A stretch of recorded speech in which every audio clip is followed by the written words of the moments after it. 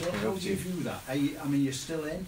Hard-earned point or 2 lost points? No, I think it's a hard-earned point. I think from half-time and the position we were in, I think it's an outstanding point. I thought the third game in a week, a really tough place to come against a good side, and you know what I mean, guts are important, and I thought second half we showed that in abundance, not only the starting 11 but the subs that came on, and again credit goes to the boys because difficult game and we really turned that one around.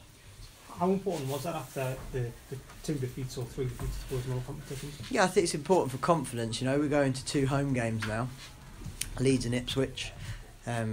Really, really big games for us, and I know Bristol City well. Obviously, as you know, I've been there nearly 10 years now, and this place will be rocking for those games. You know what I mean? And it's going to be important that. But I think we're in a good place. You know, the boys are working extremely hard. We had 4 or 5 good players, sort of not even in the squad today. And we go into the back end of the season like strong. So we just got to thrive in the environment. Great to get young Antoine Semenyo on today, and for the grace of an unbelievable save from Rudd, he could have had that sort of Roy Race story and scored the winner. Made a big difference, didn't he, when he come on? He's a real talent, you know. It's another real win for the academy. Obviously, we brought him in from the college, but just the way that we've worked on him, sports science wise, you know, technically, tactically, and obviously he goes to Newport, does very, very well, and interest from, of course, Premier League teams. But I think that goes to show that we trust our young players. He's got an opportunity to play here, and I thought the best thing about it was he actually made Fan better on the day, and I think that's a sign of a good player, when you can make other players around you better. Look, you've not had the best luck against Preston these last few seasons, so I suppose it's a little nick into that armour sort of thing. Yeah, listen, why? Because they're a good side. You know what I mean? They've got a philosophy, they've got a ethos in terms of the way they sign players. I've had half your players, or tried to sign them. Do you know what I mean? So I know that these lads are good players and good types.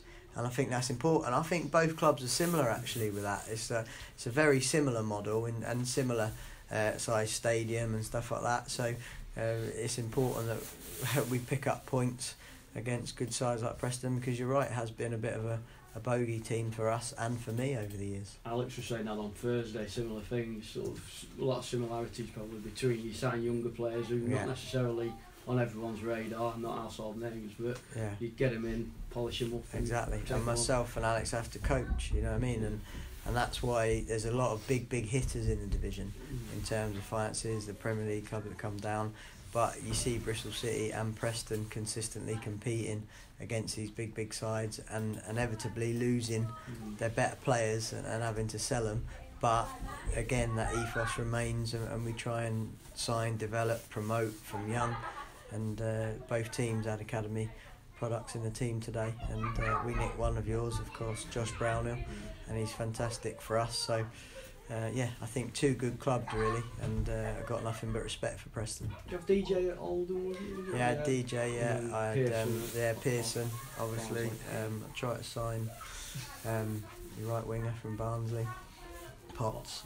Yeah, I think we've had a go on him before. Yeah, so. Did you go for the same? Yeah, well, it's because we're in the same pool, really, aren't we? We're fishing in the same pond, if you like, and it's the same market. Yeah. How's Nicky doing at the moment? Is it a calf? Yeah, it's a bit of a reoccurrence, but it was only tight. It was a catch-22, isn't it? You keep him on the pitch, and it completely goes, and then you've lost. Do you know what I mean? Your 2 number ones effectively, because one's got a broken hand. And obviously his calf reoccurrence. So, but in saying that, I think that again shows the trust that I've got in Max O'Leary, because we could have kept Myper on, but no, young goalkeeper goes on and manages to have a shutout in that last sort of 20 minutes. Just on Semenyo, you've had him for a while, a couple of games, and you haven't used him. Did you specifically think you were going to use him this game? Yeah, I did. Yeah, again, it's catch-22 because we've got good players. You know what I mean? Just like Preston have, and often you've got to make decisions based on what substitute is right to affect the game. And Matty Taylor will be sitting there saying, I can't believe he hasn't put me on.